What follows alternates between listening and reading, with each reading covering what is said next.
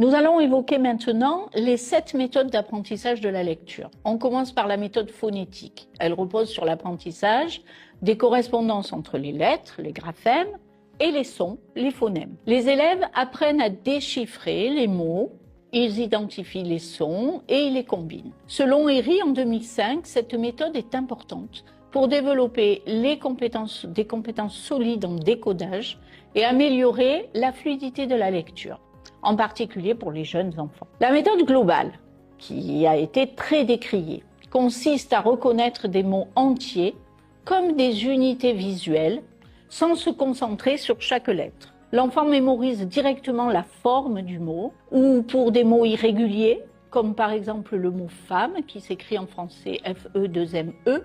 Si on le décode, on lit femme, mais en fait, il faut apprendre que ce mot se dit femme. Cette méthode ne peut ne pas bien développer les compétences phonologiques nécessaires à la lecture fluide. Comme le souligne Snow en 2002, un enseignement explicite des relations phonème-graphème reste essentiel pour une lecture réussie. La méthode mixte, elle combine à la fois l'approche phonétique et l'approche globale. Les élèves apprennent à déchiffrer les mots, tout en renforçant leur vocabulaire avec des mots entiers. Cette méthode, selon Juel en 1991, offre un équilibre entre déchiffrage et reconnaissance rapide des mots. Elle permet une approche complète de l'apprentissage de la lecture. La méthode syllabique, elle, découpe les mots en syllabes, permettant aux élèves de les combiner progressivement. Cette approche favorise un décodage systématique et aide à la compréhension des structures des mots.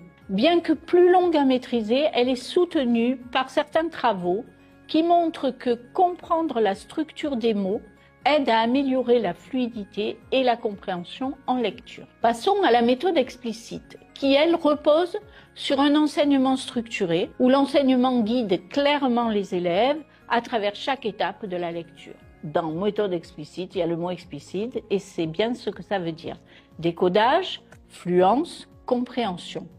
Atty en 2009 démontre que cette approche, en particulier l'enseignement explicite des phonèmes, est l'une des plus efficaces pour aider les élèves à progresser en lecture. L'approche par l'écriture, elle relie l'apprentissage de la lecture à la production écrite. Les élèves écrivent des mots qu'ils apprennent à lire, ce qui renforce les associations entre sons et lettres et mots. Donc surtout que les enseignants n'hésitent pas à piocher, à avoir une méthode et à piocher un peu dans d'autres méthodes pour pouvoir globaliser leur enseignement et faire qu'il soit beaucoup plus efficace. Comme le disait Platon, l'homme qui n'a pas d'instruction est comme un œil aveugle.